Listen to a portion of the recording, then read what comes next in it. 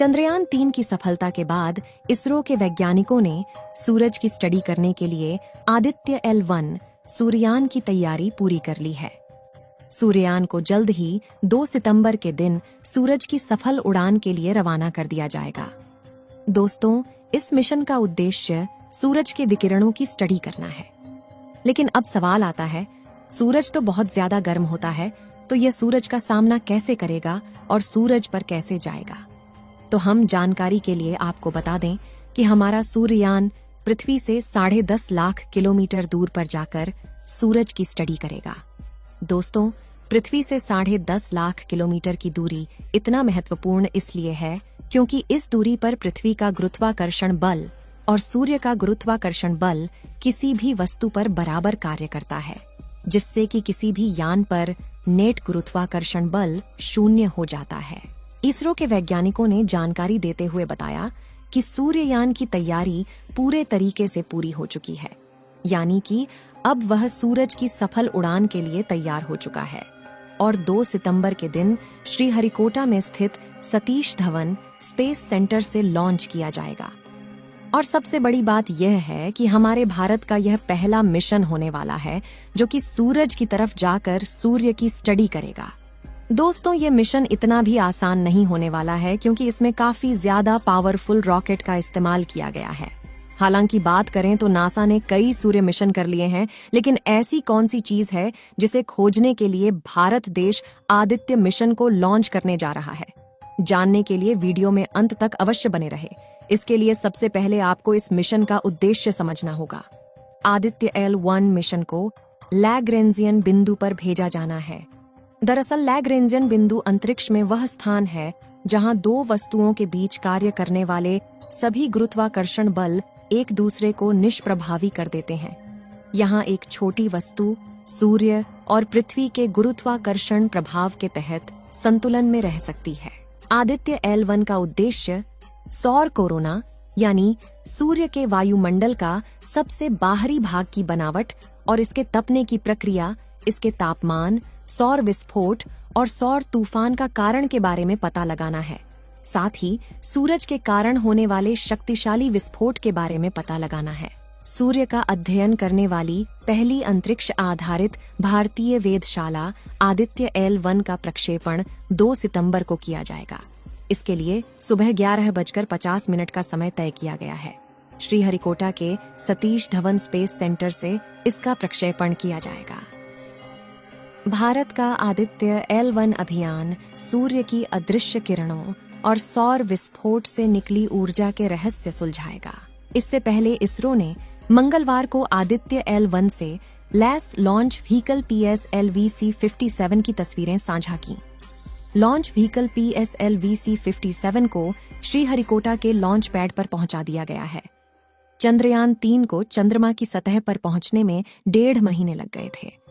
लेकिन सूर्ययान का सफर इतना आसान नहीं होने वाला है क्योंकि सूर्ययान को 10.5 लाख किलोमीटर की दूरी पर जाना है, जबकि चंद्रयान 3 को लगभग 3,84,000 किलोमीटर की दूरी पर जाना था।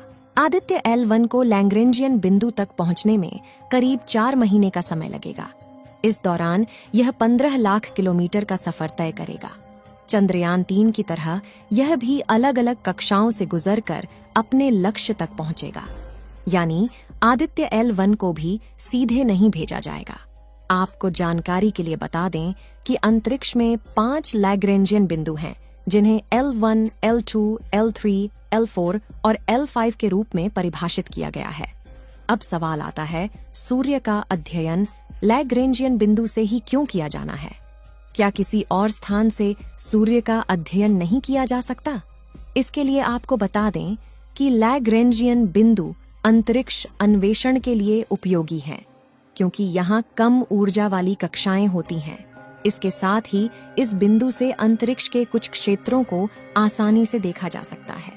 सूर्य पृथ्वी के किसी भी अंतरिक्ष यान को L1 बिंदु से लगातार सूर्य का निरीक्षण करने की अनुमति देता है। दूसरी ओर सूर्य और पृथ्वी के बीच L2 बिंदु से दूरबीनों के जरिए गहरे स्थान का स्पष्ट दृश्य दिखाई देता है। L4 और L5 बिंदु पर क्षुद्र ग्रह होते हैं, जो सूर्य के चारों ओर एक ग्रह की कक्षा को साझा करते हैं। सूर्य कई ऊर्जावान कणों और चुंबकीय क्षेत्र के साथ लगभग सभी तरंग दैर्ध्य में विकिरण या प्रकाश छोड़ता है। हमारी पृथ्वी का वायुमंडल और उसका चुंबकीय क्षेत्र एक सुरक्षा कवच के रूप में कार्य करता है। पृथ्वी ही कणों और क्षेत्रों सहित कई हानिकारक तरंग दैर्ध्य विकिरणों को रोकती है। चूंकि कई विकिरण ऐसे हैं जो पृथ्वी की सतह तक नहीं पहुंच पाते हैं, इसलिए सूर्ययान के उपकरण ऐसे विकिरण का पता नहीं लगा पाएंगे।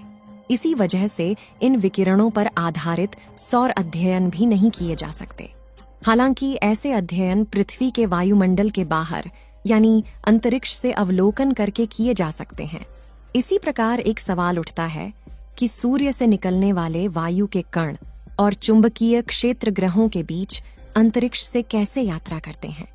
इसे समझने के लिए एक ऐसे बिंदु से अध्ययन किया जाना चाहिए जो पृथ्वी के चुंबकीय क्षेत्र के प्रभाव से बहुत दूर है। इन्हीं प्रभाव के कारण अंतरिक्ष में सूर्य की किरण गमन कर पाती है। आपके मन में भी सूर्य को लेकर कई सारे सवाल उठते होंगे कि यदि सूरज न होता तो क्या होता? सूर्य किस आकार का है?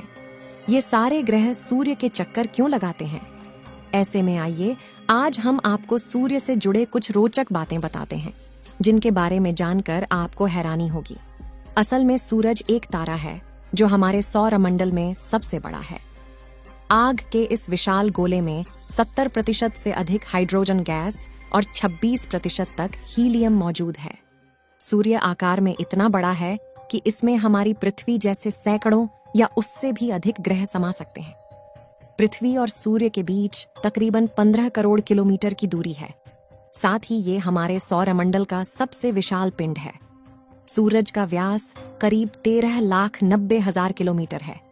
पृथ्वी के मुकाबले देखा जाए तो यह लगभग 109 गुना बड़ा है। हमारे ब्रह्मांड में सूरज जैसे खरबों या उससे भी अधिक पिंड मौजूद हैं। सूर्य का जो प्रकाश हमें धरती पर मिलता है, इसे पहुंचने में 8 मिनट 16 सेकंड का समय लगता है। सूर्य की सतह से पृथ्वी की ओर आने के लिए रॉकेट की शुरुआती गति 618 किलोमीटर प्रति सेकंड होनी चाहिए।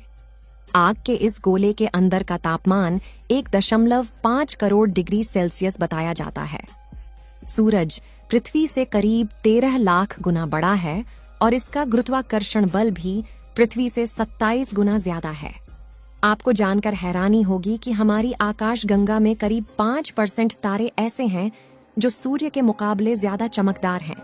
सूर्य केवल गैसों से बना हुआ एक पिंड है। ये पृथ्वी या किसी और ग्रह की तरह ठोस नहीं है। दोस्तों, आप सभी लोग आदित्य मिशन के सफल होने की दुआएं कमेंट बॉक्स में करते रहें, जिससे कि हमारे वैज्ञानिकों को भी काम करने का मनोबल मिलता रहे। इस वीडियो को एक लाइक जरूर करें और अपने मित्रों तक इस वीडियो को शेयर करें, ताकि उन्हें भी जानकारी मिल सके। और भी नॉलेजेबल वीडियो के लिए अपने भरोसेमंद चैनल को सब्सक्राइब जरूर करें और बेल आइकन को ऑल पर सिलेक्ट करना बिल्कुल न भूलें। मिलते हैं किसी और नॉलेजेबल वीडियो के साथ। वीडियो को अंत तक देखने के लिए धन्यवाद।